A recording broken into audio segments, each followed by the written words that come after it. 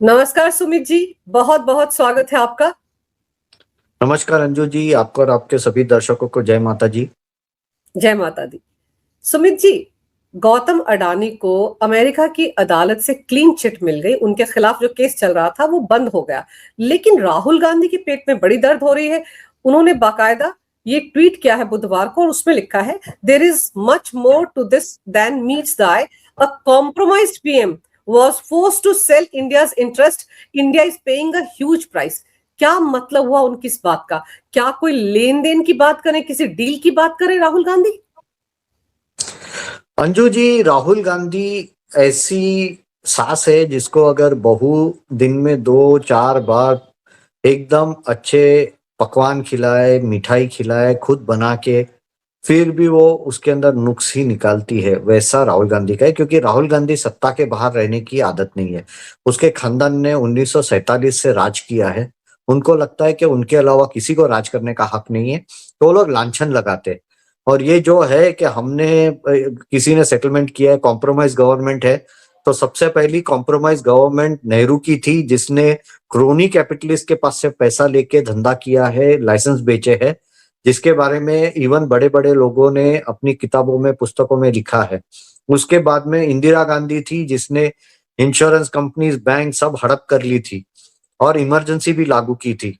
देश में डिक्टेटरशिप क्या है, हिटलरशाही क्या है, वो इंदिरा ने देश को दिखाया था।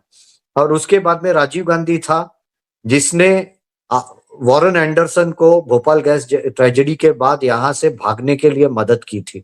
उसके बाद में वही राजीव गांधी है जिसने इसके मामा जी खत्रोकी को कमीशन दिया था बोफोर्स के केस में। तो ये सब में उन लोग ने कितना देश को बेचा है, जीप स्कैम से लेके 2G 3G CWG तक, उसके बारे में इसको बोलना, उसका मुंह बंद हो जाता है। और बाद में वो अपने अपने प्रधानमंत्री मोदी जी पे लांछन लगाता है कि इसने कॉम्प्रोमाइज किया। कॉम्प्रोमाइज तो इसका नेहरू और गांधी खानदान है, मोदी जी नहीं है, जिसके पीछे कोई नहीं है। मोदी जी के पीछे तो कोई भी नहीं है जो कि कुछ वो रख के जाए किसी के लिए। और क्या है, मोदी जी तो फकीर है, जब का उनका टर्म खत्म होगा तो झोला लेके हिमालय चले जाएंगे। राहुल गांधी है जिसको स्पेन जाना होता है, इंदिरा गांधी है जिसको महरौली में बंगला रखना पड़ता था, प्रियंका गांधी है जिसके पति को लंदन में प्रॉपर्टियां रखनी पड़ती है करोड़ों डॉलर्स की। तो ये खुद के पाप दूसरे के सर पे मरने के धंधे कर रहा है। बाकी मोदी जी कॉम्प्रोमाइज हो सकते हैं, ये बात में कोई दम नहीं है। और ये एक सामान्य मतदाता जानता है, इसलिए कांग्रेस को कभी पावर में आने को नहीं मिल रहा है। That is the moral of the story. लेकिन जिस तरह की बातें आई हैं इस केस के बंद होने के साथ कि यूएस कोर्ट ने भी कहा कि ये हाईली अनयूजुअल है। क्या अनयूजुअल था इसमें? ये जब आप क्लीन चिट दे रहे हो तो ये टर्म जोड़ने की क्या जरूरत है? सी, ट्रम्प का एक आदत है, उसने पाकिस्तान के साथ भी उसके दामाद की कंपनी का डील कराया, क्रिप्टो कंपनी, उसके दामाद की एक क्रिप्टो की कंपनी है, उसके अंदर पाकिस्तान ने इन्वेस्टमेंट करा है। उसके बाद में उसने, यानी बेसिकली तो वो रिश्वत थी पाकिस्तान के पास से। उसके बाद में उसने कुवैत के अमीर से भी एक प्लेन गिफ्ट में लिया। उसके बाद में, उसके पहले उसने एक सोने का आईफोन एप्पल के पास से गिफ्ट में लिया था। तो ट्रम्प की एक आदत है, सबके पास से रिश्वत लेता है। अदानी पे उसने वही लांछन डाला, आरोप डाले कि तुमने रिश्वत दी थी भारत में। भैया, भारत में रिश्वत दी तो तुझे क्या प्रॉब्लम हो रहा है? उसके यहाँ एक कानून है, foreign corrupt practices regulation act करके, उसके अंदर में उसने उसके ऊपर केस डाला। और उसके अंदर मुझे लगता है 200% उसने ही रिश्वत लिया होगा। अदानी ने उसको रिश्वत देके बोला होगा कि भैया चुप कर, तेरे को कितना पैसा चाहिए, ले ये पैसा और हमारा एक केस रफा दफा कर। ऊपर से अदानी ने प्रॉमिस किया है कि मैं वहां $10 बिलियन यानी 1,000 करोड़, यानी रफली 1 लाख करोड़ रुपए में तुम्हारे यहाँ भी इन्वेस्ट करूंगा, और तुम्हारे यहाँ भी जॉब जनरेशन जो होगा, एम्प्लॉयमेंट जनरेशन, उसमें तुम्हें मदद करूंगा। तो उसके सामने ट्रंप ने ये सब केसेस पीछे खींच लिए। बेसिकली ट्रंप एक official white collar government blackmailer है। उसको खुद के देश के अंदर इन्वेस्टमेंट चाहिए था, खुद के दामाद की कंपनी में या खुद के दूसरी जगह पे भी पैसे चाहिए थे। अदानी को थोड़ा परेशान किया, जो हिंडनबर्ग में दिखाई दिया, उसके बाद में फॉरेन लोन्स में दिखाई दिया। तो अब अदानी ने सोचा होगा, भाई मैं तो धंधा करूं या ये पागल आदमी के पीछे पड़ूं, तो उसके बदले ये पागल आदमी को पैसा दे दो, थोड़ा इन्वेस्टमेंट कर डालेंगे अमेरिका में, ये क्या कहते हैं, वो पिशाच जो अपने पीछे पड़ गया है उसको तो हम लोग दूर करें। तो मुझे ये लग रहा है, इसलिए कोर्ट ने भी बोला है कि इट लुक्स अनयूजुअल, कि ऐसे तुम अचानक एक दिन उसको करप्ट बोलोगे, दूसरे दिन उसको तुम ऐसे ही सीधा क्लीन चिट दे देते हो, ऐसे तो हो नहीं सकता। तो तुमने कुछ गड़बड़ी की है। उसने लांछन अदानी पे नहीं, उसने लांछन जो लगाया है वो डोनाल्ड ट्रंप पे लगाया है अमेरिकन कोर्ट ने। लेकिन राहुल गांधी की पेट में दर्द क्यों हो रहा है? क्योंकि वो तो हमेशा अडानी के पीछे हाथ धोकर पड़े रहते हैं ना, क्योंकि मोदी के दोस्त बताते हैं उनको, उनकी प्रॉपर्टीज गिनाते रहते हैं, ये बना लिया अडानी ने, वो बना लिया, अमीर हो गए, मोदी के दोस्त अमीर हो गए। और जब उनको क्लीन चिट मिल रही है तो राहुल को लग रहा है कि उनके हाथ से तो एक बड़ा मुद्दा चला गया। आपको याद हो हिडनबर्ग के मामले पर ही उन्होंने किस तरह से पूरा का पूरा सेशन धो दिया था, इसको कितना बड़ा मुद्दा बनाया था। हिंडनबर्ग का किस्सा मुझे बहुत बराबर याद है, क्योंकि मुझे पता भी है वो किस तरह से हुआ था। और भारत में कुछ लोग हैं जिन्होंने लिखा था, जिनके बारे में भी मुझे थोड़ा बहुत पता है। और तब मैं इवन रिपब्लिक और दूसरे बड़े टीवी चैनल्स पे भी आया था ये बात करने के लिए कि राहुल गांधी ने कैसे ये किया था। इसके अंदर राहुल गांधी बोलो, महुआ मोइत्रा बोलो, राहुल गांधी से ज्यादा मुझे इसके अंदर हिंडनबर्ग में इन्वॉल्वमेंट चिदम्बरम जी का ज्यादा दिखाई दे रहा है, क्योंकि मैंने वो रिपोर्ट भी पढ़ी है। और उनका इंटेंशन क्या था कि एक बड़ा कॉर्पोरेट जो ट्रांसनेशनल हो रहा है, ओके, जिसने हाइफा में पोर्ट ले लिया, जिसने कोलंबो में पोर्ट ले लिया, जो इंडोनेशिया मलेशिया में एक्सपेंड कर रहा है, जिसको आगे दूसरी जगह पे भी काम मिल सकता है। कोलंबो में वो इलेक्ट्रिसिटी जनरेशन और डिस्ट्रीब्यूशन का काम ले रहा है, बांग्लादेश को जो पावर सप्लाई कर रहा है, ये सब जो है बेसिकली अदानी क्या है। मैं अदानी को एक अलग कंपनी नहीं देखता। अदानी इज, मेरे टर्म से ये, मेरे हिसाब से वो गवर्नमेंट का फॉरेन पॉलिसी आर्म का एक्सटेंशन है। ये जो काम गवर्नमेंट खुद नहीं कर सकती वो अदानी के थ्रू करा रही है। जैसे मैं आपको एक एग्जांपल देता हूँ, अब कोलंबो पोर्ट आज के तारीख में अदानी के हाथ में है। अब वहां अपनी भारत की कोई पनडुब्बी जाएगी तो उसको क्या बर्थिंग नहीं देगा? अदानी डेफिनेटली उसको बर्थिंग देगा। क्यों? क्योंकि उसको भारत सरकार से फोन आएगा, हमारी पनडुब्बी आ रही है, उसको वहां बर्थिंग दो, उसको वहां रिफ्यूलिंग करना है, वो रिफ्यूलिंग करना है, उसको जो भी वहां अनाज भरना है वो सब तुम करके दोगे। तो अदानी वो करेगा ही करेगा, क्योंकि भारत का ही आदमी है वो। कल सुबह कोई नेवी की शिप्स वहां जाएगी तो उसको बर्थिंग देगा।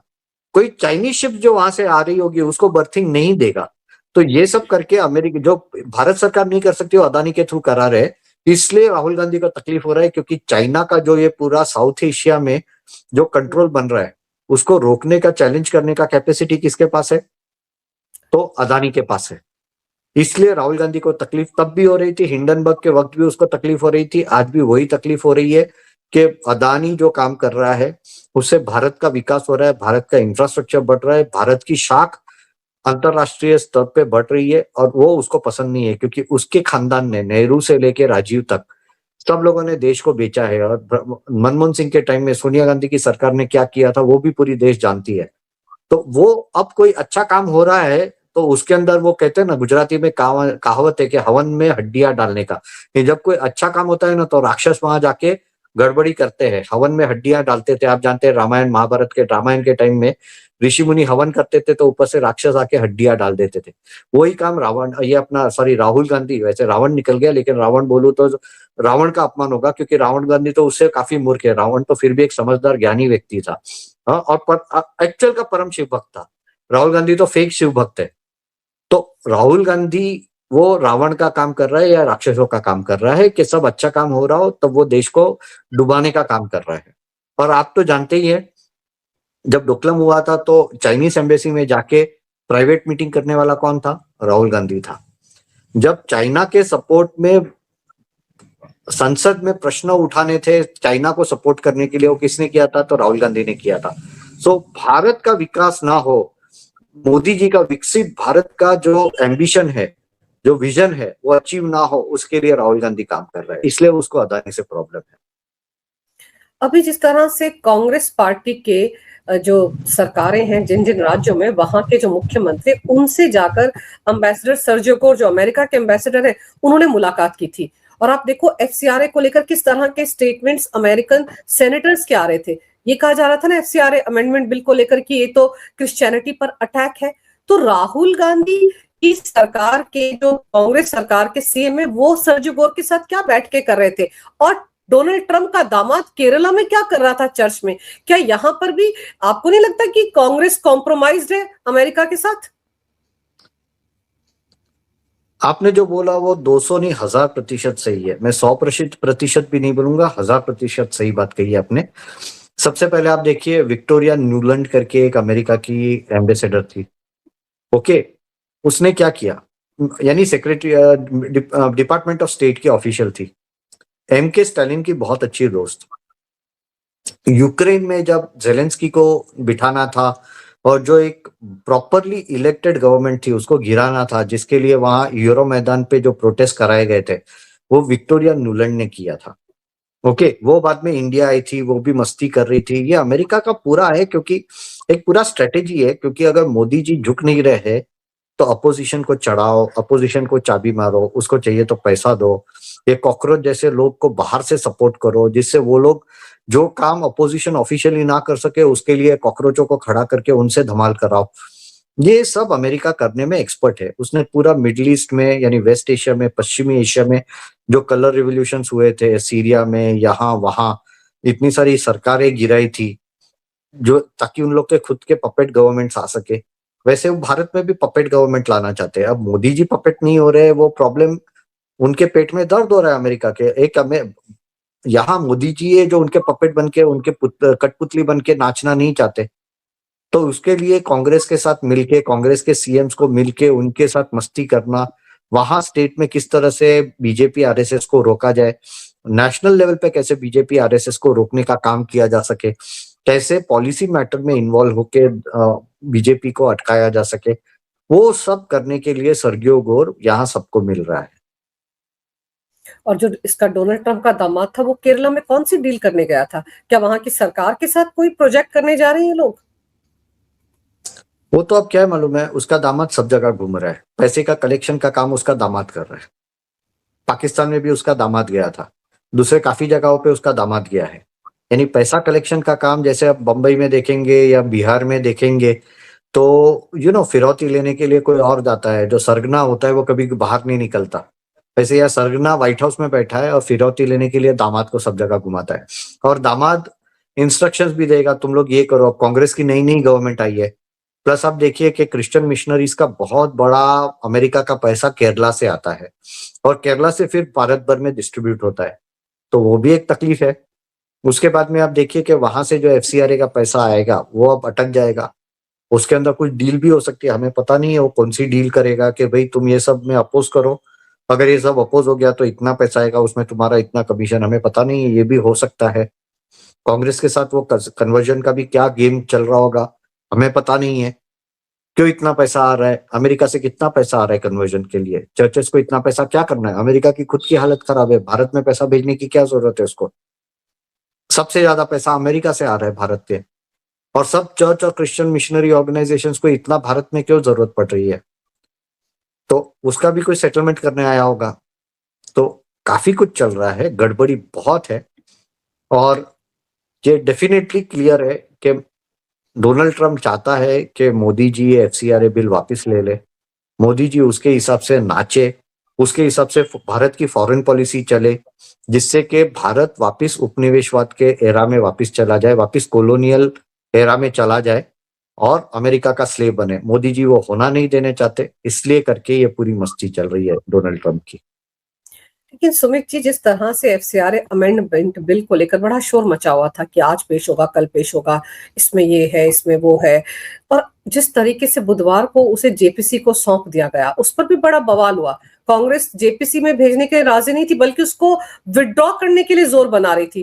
कांग्रेस को क्या लगता है, वो ऑपोजिशन में अपने 99 सांसद लेकर बैठ जाएगी और उसके बाद भी अपने टर्म्स के हिसाब से सरकार चलाएगी, मोदी सरकार चलाएगी? तो ये प्रेशर जो कांग्रेस बना रही थी, इसका लिंक भी तो अमेरिका से जुड़ता है ना, क्योंकि कांग्रेस को भी तो बहुत पैसा आता है। राजीव गांधी फाउंडेशन को तो चाइना से पैसा आता था। उसके अंदर और भी एक एंगल है। सोनिया गांधी का खुद का धार्मिक मत क्या है, आप समझ जाइए। चर्च के साथ में सोनिया गांधी का तो जन्म से रिश्ता है। राजीव गांधी की शादी जो हुई थी, जो सुब्रमण्यम स्वामी ने फोटो वायरल किए थे ट्विटर पे, उसके अंदर क्या था, कहाँ हुई थी शादी? बाद में हाँ, दुनिया को दिखाने के लिए उन्होंने सब फोटोशूट के लिए सब कुछ दिखावा किया था, लेकिन प्राइवेट शादी कहाँ हुई थी राजीव गांधी की और सोनिया गांधी की? तो ये सब उसका भी तो वही तो है। आज आंध्र प्रदेश में कांग्रेस के 10 साल के सरकार में कितना कन्वर्जन हुआ है। राजशेखर रेड्डी जब सीएम था तब कितना कुछ हुआ है। वहां तिरुमला तिरुपति में कितना सारे चर्चेस बन गए थे। तो ये सब तो सोनिया गांधी ने अलाउ किया था। ऐसा नहीं है कि धर्मांतरण रोकना पहली बार लाया गया है। सोनिया गांधी ने जब 2010 में ये बिल बनाया, लॉ बनाया था एफसीआरए का, तब भी धर्मांतरण पे निषेध था। तब ऐसा नहीं था कि धर्मांतरण करना अलाउड है, बाहर से पैसा ला सकते हैं। लेकिन सोनिया गांधी ने आंख बंद करके बोला कि बेटा तुमको जितना पैसा लाना है लाओ, जितना धर्मांतरण करना है देश भर में करो, पंजाब में करो, आंध्र प्रदेश में करो, नॉर्थ ईस्ट में जो बाकी रह गया वो करो, छत्तीसगढ़ में करो, झारखंड में करो। हाँ, आप ट्राइबल एरिया महाराष्ट्र के वहां करो, आपको जहां करना है पूरे देश में और में आप कन्वर्जन करते बैठो, हमें कोई प्रॉब्लम नहीं है। मोदी जी आज जब नट बोल्ट टाइट कर रहे, नकेल कस रहे, तो सोनिया गांधी को तो तकलीफ होनी ही है। उसको खुद के ननिया, उसके खुद के मैके में भी जो जवाब देना पड़ता है। लेकिन सुमित जी, ये जो जेपीसी में भेजा गया है बिल, उसको इस तरह से देखा जा रहा है कि सरकार पीछे हट गई, बैकफुट पर आ गई सरकार। चौतरफा प्रेशर था, कांग्रेस का प्रेशर था, अमेरिका का प्रेशर था। क्या ऐसे ही देखा जाए जेपीसी में इस अमेंडमेंट बिल का जाना, या इसके पीछे कोई और वजह हो सकती है? क्योंकि हम सब जानते हैं वक्फ बिल भी तो गया था जेपीसी में, लेकिन बाद में तो इम्प्लीमेंट हुआ ना, लागू हुआ ना, पास हुआ ना। जेपीसी में जाने के दो अर्थ होते। एक तो एक पार्लियामेंट्री कंसेंसस बनाना होता है। जेपीसी में सब पार्टी के लोग कमेटी पे रहते हैं, तो एक ऑल पार्टी कंसेंसस बनाना, एक पार्लियामेंट्री लेवल का कंसेंसस बनाना जरूरी होता है। तो मोदी जी एक डेमोक्रेटिक प्रोसेस फॉलो कर रहे हैं कि ठीक है, आप लोगों को इसके ऊपर बहस करनी है तो हम जेपीसी रखते हैं। जेपीसी में आपके भी मेंबर होंगे, कमेटी पे हमारे भी मेंबर होंगे, हम लोग वहां चर्चा करेंगे। आपको कुछ एडिशन डिलीशंस करने हैं तो एडिशन डिलीशन करने का सोच सकते हैं, और जो भी होगा वो डॉक्यूमेंटेड होगा। जेपीसी पूरा मिनिटेड होता है। ऐसा नहीं है कि जेपीसी में बात होती है तो वो बंद कमरे में चुपचाप बात हो जाएगी और रफा दफा कर करेंगे, नहीं होता है। वो पूरा डॉक्यूमेंटेड होता है। वहां ब्यूरोक्रेट्स बैठते हैं, लॉ मिनिस्ट्री के ऑफिसर्स बैठते हैं, पूरी बातें उन लोग को क्या क्या करना होता है पूरा लिखा जाता है। तो it is part of the democratic process. अगर ये मोदी जी कर रहे हैं तो he is only strengthening democracy. अपने देश का जो डेमोक्रेटिक सेटअप है उसको ज्यादा स्ट्रॉन्ग कर रहे हैं मोदी जी। इसको बैकफुट पे आना हम बोल नहीं सकते। लेकिन यस, वो पास नहीं हो रहा था, ऐसे बोले तो 51% वोट तो है आज बीजेपी के पास। आज शो ऑफ हैंड से इसको पास करने के लिए 2/3 मेजोरिटी नहीं चाहिए थी। शो ऑफ हैंड से ही ये पास हो जाता था आज पार्लियामेंट में, दोनों हाउस में, लोकसभा और राज्यसभा में। लेकिन मोदी जी की मैग्नेनिमिटी देखिए, उनका बड़प्पन देखिए। वो बोल रहे ठीक है, आपको चर्चा करनी है ना, हम चर्चा करेंगे, आप आइए जेपीसी में, आप भी बैठेंगे, हमारे भी लोग होंगे, हम चर्चा करेंगे, एक कंसेंसस बनाएंगे और बाद में बिल पेश करेंगे। हाँ, थोड़ा कुछ सॉफ्टनिंग करना होगा तो वो होगा। हाँ, वो अब क्या होता है तो वो तो भविष्य में हम देखेंगे। लेकिन मुझे लगता है असेट्स का जो सीजर का क्लॉज है वो शायद निकल जाएगा, और वो करके उन लोग एडजस्टमेंट करके उन लोग ये बिल पास करवा ही लेंगे। इतना ही कि जब बिल पास होगा तो कांग्रेस की और सबकी सहमति होगी उसको। क्योंकि सबसे ज्यादा दिक्कत इसी क्लॉज से है कि जिसका एफसीआरए लाइसेंस रद्द हो चुका है, उसकी जो पुरानी प्रॉपर्टी है, जो उसने उससे हॉस्पिटल बनाए या स्कूल बनाए, कॉलेज बनाए, वो सरकार सीज कर लेगी। तकलीफ इसी को लेकर है। तभी तो मिजोरम के सीएम भी दौड़े दौड़े पहुंचे थे, फिर वो 10 बिशप और फादर भी पहुंचे थे गृह मंत्री से मिलने के लिए, जो कह रहे थे कि इसको विदड्रॉ करो, विदड्रॉ करो। मुझे तो एक बात नहीं समझ में आ रही थी सुमित जी, कि एनजीओ तो इस देश में सभी लोग चला रहे हैं, राजनेता भी चला रहे हैं, कितनी सारी एजेंसीज चला रही हैं, कितने सारे पॉलिटिकल लीडर्स हैं, उनके भी एनजीओ है। तकलीफ सबसे ज्यादा क्रिश्चियन मिशनरीज को क्यों है? तकलीफ सबसे ज्यादा उन्हीं एनजीओ को क्यों है जो कि चर्च से जुड़ी हुई है? इसके अंदर कुछ बात उनका भी सही है। ऐसा नहीं है कि उन लोग टोटली गलत है, क्योंकि बहुत सारे ऑर्गेनाइजेशंस जो टोटली सही है उन लोग गलत काम करते भी नहीं है। कुछ ऑर्गेनाइजेशन है वो गलत काम करते हैं। लेकिन इन लोग को डर क्या है कि कल सुबह इसके अंदर और एक क्लॉज है कि अगर आपका रिन्यू नहीं होता एफसीआरए लाइसेंस तो भी आपका ऑटोमेटिकली प्रॉपर्टी सीज हो जाती है, और आप अगर रिन्यू नहीं करना चाहते तो भी आपकी प्रॉपर्टी सीज हो जाएगी। उसके अंदर और एक प्रावधान है कि अगर आपकी प्रॉपर्टी सीज हो गई तो आप उसके पहले भी वो प्रॉपर्टी ट्रांसफर नहीं कर सकते। तो वो बात तो उनकी भी वैलिड है कि हमने इतने लाखों करोड़ों रुपए बाहर से आए हैं, जिससे हम लोग ने हॉस्पिटल्स बनाई है, स्कूल्स बनाए हैं, दूसरी सब चीजें बनाई हैं, जिसका एक सेक्युलर यूज होता है। यानी जो कॉन्वेंट स्कूल है उसके अंदर तो नॉन क्रिश्चियन लोग भी पढ़ते हैं, हॉस्पिटल से होली क्रॉस और वो सब, उसके अंदर नॉन क्रिश्चियंस भी हेल्थ केयर की सर्विसेज लेते हैं। तो आप वो सीज मत कीजिए, और उसका जो अगर हम एफसीआरए लाइसेंस वॉलंटरीली सरेंडर करना चाहे तो उसके लिए वे आउट दीजिए। तो to that extent their thing is also right कि ये करिए, और मुझे लग रहा है कि यही क्लॉज रहेगा जो सॉफन किया जाएगा जेपीसी में।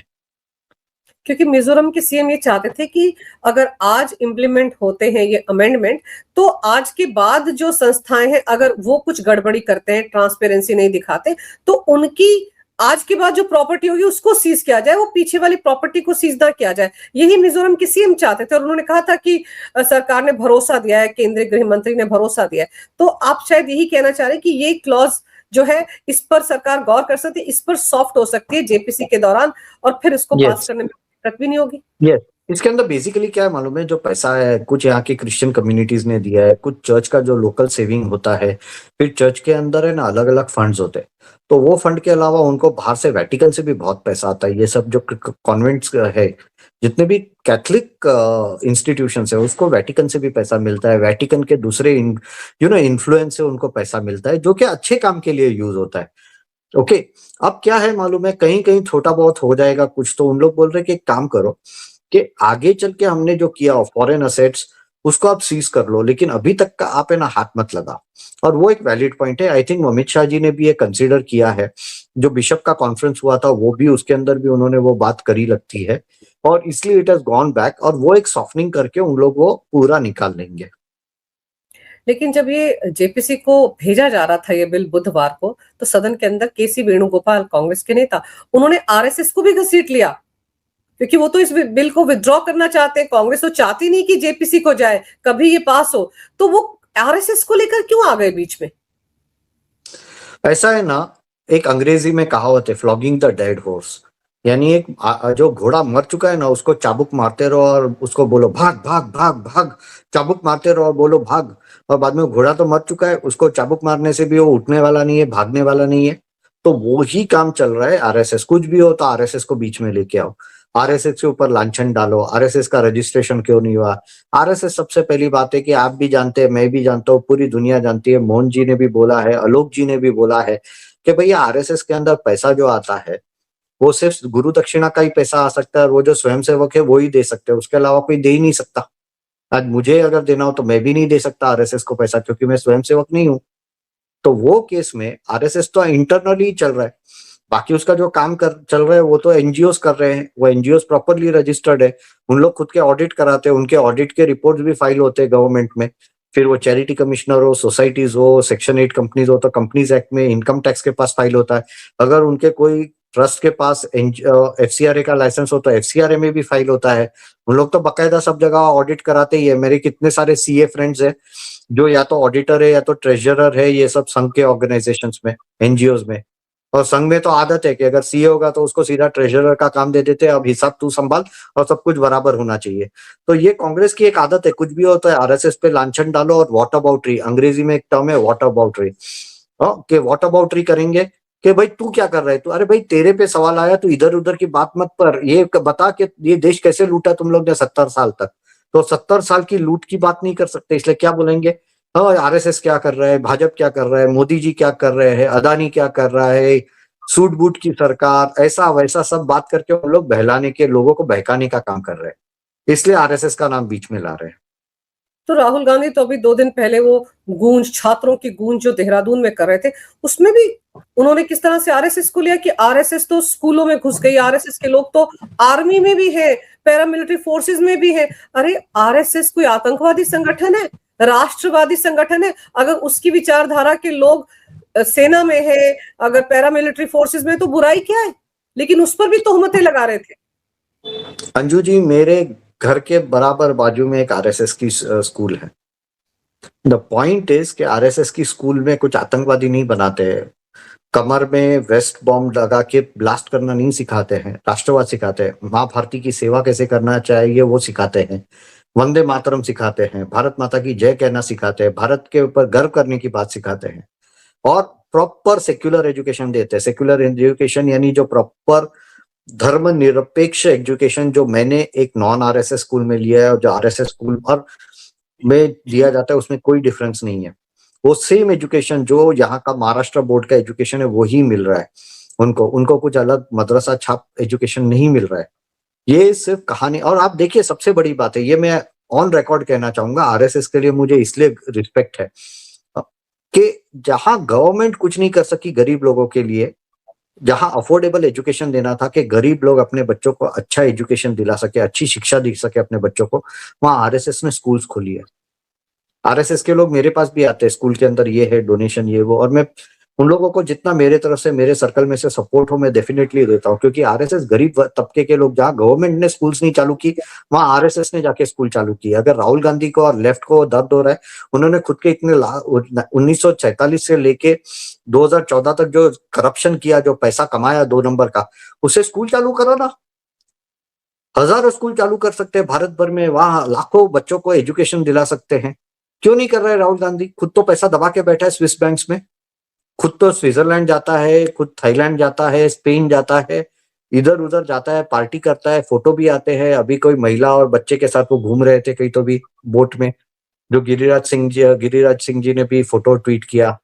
तो वो सब करने के बदले वो पैसा डाल के आप भी स्कूल बनाओ। अगर आरएसएस शिक्षा में आई है तो आज तक लास्ट 70 सालों में उसने करोड़ों लोगों को शिक्षित किया है, करोड़ों लोगों को एक अच्छी जिंदगी दी है। मेरे काफी सारे दोस्त आरएसएस की ये स्कूल में से पढ़ के बाहर निकले, आज उन लोग बिल्डर है, बड़े लोग हैं, कुछ लोग तो भारत के बाहर आईआईटी करके भारत के बाहर भी चले गए हैं आरएसएस की स्कूल में पढ़ के। तो आरएसएस तो अच्छा काम कर रहा है। राहुल गांधी और गांधी खानदान को तो शर्म आनी चाहिए कि उन्होंने जो 70 साल से लूटा, उससे एक भी स्कूल चालू की होती ना जिसके अंदर मुफ्त में उन लोग या एकदम 10 रुपए 20 रुपए 100 रुपए में वो एजुकेशन देते, तो हम लोग को उनके लिए भी गर्व होता। वो बिल्कुल नहीं कर सकते, इसलिए आरएसएस पे लांछन डाल रहे हैं। बिल्कुल सही कह रहे हैं आप। तोहमत लगाना, आरोप लगाना बहुत आसान होता है, लेकिन अपने गिरेबां में भी झांक लेना चाहिए कांग्रेस के नेताओं को। पर दूसरी तरफ जिस तरीके से ये जो मॉनसून सत्र था लगभग वॉश आउट हो गया, आज आखिरी दिन है सत्र का, और परिसीमन का बिल, डिलिमिटेशन वाला, महिला आरक्षण का बिल, वो तो धरे के धरे रह गए। हालांकि सरकार ने वो 360 का आंकड़ा तो इकट्ठा कर ही लिया था ना। Yes, definitely. सी, ये भले ये सेशन में, और उनका मेन प्रॉब्लम तो डिलिमिटेशन है। अगर डिलिमिटेशन होगा तो काफी नए लोग आएंगे, उनको डर है अब एक एक के। ऑफ कोर्स जो पहले डर था कि north India specially UP Bihar MP को ज्यादा सीट मिलेगी और साउथ को लॉस होगा, दक्षिण भारत के स्टेट्स ने पॉपुलेशन कंट्रोल किया है और उनको लॉस होगा, तो अमित शाह जी ने वो भी सबका डर दूर करा दिया कि सबको इक्वली 50% इंक्रीज होगा सीट का। तो यूपी के ज्यादा हो गया और तमिलनाडु के कम होंगे, वो तो होना नहीं है, सबका इक्वल नंबर से होगा। उसके कारण डीएमके भी ऑन टेबल आ गई कि हम लोग डिलिमिटेशन बिल को, परिसीमन बिल को, हम विधेयक को हम सपोर्ट करेंगे। तो अमित शाह ने सबको सपोर्ट में ले लिया था, उसको पता चला कि ये है, तो फिर धमाल करो जिससे बिल पास ना हो। क्योंकि अगर ये बिल पास होता है तो जो नए विधायक सांसद आएंगे वो किसके आएंगे? इनको डर है कि उनके नहीं आएंगे, क्योंकि उन्होंने काम नहीं किया है ग्राउंड लेवल पे। उसके कितने सांसद के लिए कितने कार्यकर्ता काम कर रहे हैं? कोई नहीं। भाजपा के कितने लोग काम कर रहे हैं? भर भर के काम कर रहे हैं। और अब तो आप देखिए बंबई में जो नई काउंसिल बनी है बीएमसी की, उसके अंदर कितनी महिलाएं, कितनी यंग महिलाएं हैं। तो सबको अपॉर्चुनिटी मिलेगी, अच्छा काम करेंगे तो 2029 में उनको भी शायद टिकट मिल जाए। तो सब लोग एकदम जोश में काम कर रहे हैं। एटलीस्ट बंबई में तो मैं देख ही रहा हूँ, बहुत अच्छे से काम कर रहे हैं। यंग महिलाएं ज्यादा अच्छे से काम कर रही है, क्योंकि सबको पता है 33% आएगा तो मेरा भी नंबर लग सकता है। और राहुल गांधी तो खुद घूमते रहते हैं, उनकी बहन को तो पता नहीं क्या चल रहा है, क्या काम कर रही है, क्या नहीं कर रही है। तो उनके पास तो ऑर्गेनाइजेशन ही नहीं है, तो टिकट देंगे तो भी किसको, वो भी उनको पता नहीं है। तो बेस्ट है अपोज करो, जो भी गवर्नमेंट करे उसको अपोज करो, अच्छा हो बुरा हो, हमने अपोज करना है, वो एक स्टैंडर्ड है। कहते हैं ना, बैल को बोल दिया है कि ना ही बोलना है, खाना खाएगा नहीं, मार खाएगा नहीं, पानी पिएगा नहीं, अचार खाएगा नहीं, कुछ भी, सब में ना। वही काम ये अपना जो बैल है राहुल गांधी, वो भी वही काम कर रहा है। लेकिन अब ये बैल जो अमित शाह से भिड़ने की तैयारी में है, अमित शाह ने तो कह दिया कि हाँ, मैं संसद में सारे तरह के सवालों के जवाब देने को तैयार हूँ। नीट के बारे में कर लो बात, जंतर मंतर की कर लो, झारखंड की कर लो, पंजाब में जो पेपर लीक हो उसकी कर लो, कर्नाटक की कर लो, केरल की कर लो, मैं सब पे बात करने को तैयार हूँ। तो फिर ये बात करने को तैयार क्यों नहीं हो रहे हैं? और जिस तरह से इन्होंने ये नैरेटिव सेट करने की कोशिश की कि अमित शाह भाग गए, भगौड़े हैं, हमसे डर गए। राहुल गांधी ने यहां तक का प्रेस कॉन्फ्रेंस में, मोदी और शाह मुझसे आंखें नहीं मिला सकते, उनकी हिम्मत नहीं मेरे सामने खड़े होने की। जब अमित शाह खड़े हो गए कि हाँ मैं बात करने को तैयार हूं, तो फिर राहुल गांधी क्यों भाग गए? अब वो क्यों चर्चा नहीं करना चाह रहे थे? और उन्होंने जो नैरेटिव सेट किया है अमित शाह को लेकर, वो क्या है, वो कौन सी रणनीति है? ये रणनीति नहीं है, ये सिर्फ खुद को सुपरमैन प्रूव करने की बात है। कहता भी दीवाना, सुनता भी दीवाना। तो अगर पार्लियामेंट में काम करने देगा, अमित शाह जी ने वही स्टेटमेंट में कहा कि तुम अगर संसद चलने दो तो मैं आके बात करूं, मैं तो अपने चेंबर में होता हूं, मैं तो रोज आके चेंबर में बैठता हूं, आप संसद चलने दो। रिजिजू जी ने बोला, ये किरण रिजिजू ने, कि आप चलने दो, अमित शाह जी आके यहाँ बयान देंगे। आपको ही चलने नहीं देना है। क्यों नहीं देना है? क्योंकि अगर आप दोगे तो तकलीफ हो जाएगी, आपने जो झूठ फैलाया है वो ही एक्सपोज होगा, तो उसके लिए करके ये चल रहा है। तो अभी जो भी रहा है इस मॉनसून सत्र में, या आज जो कुछ भी होगा, इसमें कांग्रेस कहां खड़ी नजर आ रही है? कांग्रेस को तो लेने के देने पड़ गए ना। राहुल गांधी ने गोल पोस्ट कैसे चेंज किया, धर्मेंद्र प्रधान पर आ गया, और वो आज कह रहे थे जब मैं कह रहा हूं तो मेरा मतलब जेनजी। वो आज 56 साल की उम्र में भी जेनजी है। 4 साल के बाद वो सीनियर सिटीजन हो जाएंगे इस देश के। मैं आपको बोलता हूँ, मैं जब 60 साल का हूंगा ना, अगर राहुल गांधी जिंदा रहेंगे तो मैं भी युवा नेता बन सकता हूँ कांग्रेस में, क्योंकि मैं राहुल गांधी से छोटा हूँ। और राहुल गांधी 90 साल की उम्र में भी युवा नेता रहेंगे, और हम लोग तब 70 साल की उम्र में, 75 साल की उम्र में हम लोग तब भी युवा नेता ही रहेंगे। लेकिन इस पूरे सेशन के दौरान जिस तरह का बिहेव राहुल गांधी ने किया है, क्या आपको लगता है कि कोई एलओपी आज तक के इतिहास में इस तरह से पेश आया हो? वो तो ऐसा लगता है कि स्कूल कॉलेज की पॉलिटिक्स कर रहे हैं। वही चल रहा है, उसके पास कोई सी क्रिएटिव मुद्दा ही नहीं है। उसके पास बात क्या है? मोदी जी आ नहीं रहे, अदानी अंबानी की सरकार, सूट बूट की सरकार। उसके अलावा उसने कोई भी सेंसिबल बात करी है क्या पार्लियामेंट में? उसके पास कोई भी एक टॉपिक है? कोई भी टॉपिक नहीं है उसके पास। कोई भी मुद्दा है? कोई भी मुद्दा नहीं है। जो मुद्दा डिस्कस होता है उसके ऊपर आप सेंसिबली बात कर सकते हो, नहीं कर सकता है। उसने होमवर्क किया है कोई भी टॉपिक का? नहीं किया है। वो कर क्या रहा है? सिर्फ टाइम पास कर रहा है, सिर्फ धमाल कर रहा है। एक जो गली मोहल्ले में कोई एक दबंग लड़का है जो गुंडागर्दी करता हो, जो बदतमीजी करता हो, वही काम वो पार्लियामेंट में कर रहे हैं। उसके अलावा क्या है? बिल्कुल रायता ही फैला रहे हैं, मुद्दे पर तो बात करते नहीं है। और सबसे मजेदार बात यह कि जैसे किसी भी विषय पर अगर पुराना इतिहास निकाल कर देख लो, जैसे पीएम मोदी ने बोलना शुरू किया या अमित शाह ने बोलना शुरू किया, सबसे पहले भागने वाले राहुल गांधी होते हैं। एक्चुअल भगोड़ा तो राहुल गांधी है, भले वो अमित शाह को बोलते हैं, लेकिन उसका जो पार्लियामेंट में बारंबार उसने और उसके पार्टी ने जो किया है, भगोड़ा कौन है? कांग्रेस है और राहुल गांधी है। अमित शाह को वो बोलते हैं क्योंकि वो खुद भगोड़े हैं।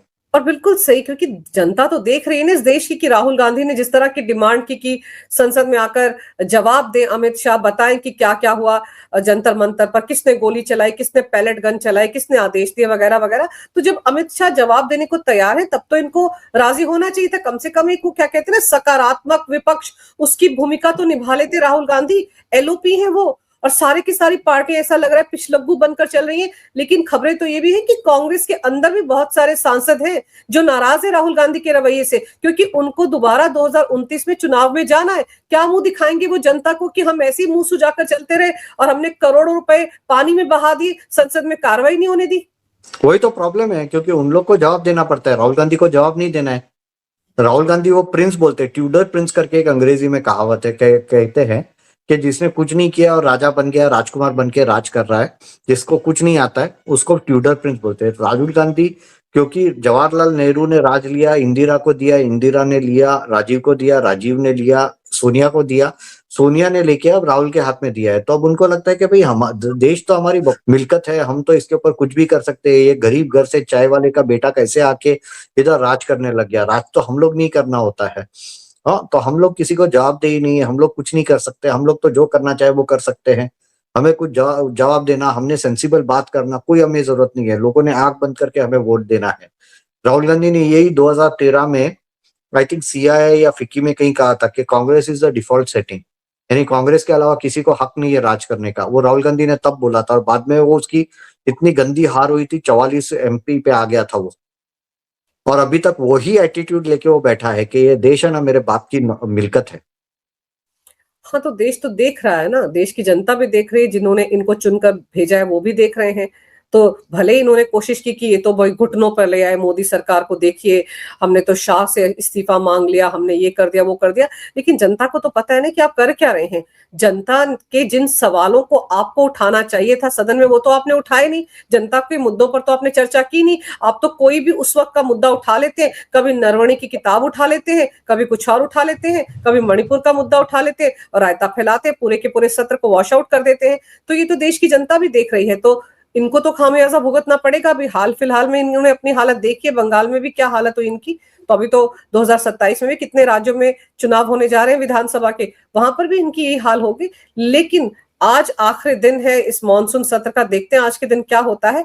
लेकिन इतना जरूर है कि सरकार एफसीआरए के मुद्दे पर सभी पार्टियों को साथ लेकर चलना चाहती है, जबकि सरकार चाहे तो खुद ब खुद इस बिल को पास कर सकती है, क्योंकि ये अमेंडमेंट है सिर्फ, ये कोई संवैधानिक बिल नहीं है जिसके लिए 2/3 बहुमत चाहिए हो। लेकिन फिर भी लोकतांत्रिक तरीके से सब पार्टियों को साथ लेकर चलना चाहती सरकार, इसलिए एफसीआरए अमेंडमेंट बिल को उन्होंने जेपीसी में भेजा और ये बात कांग्रेस को हजम नहीं हो रही है।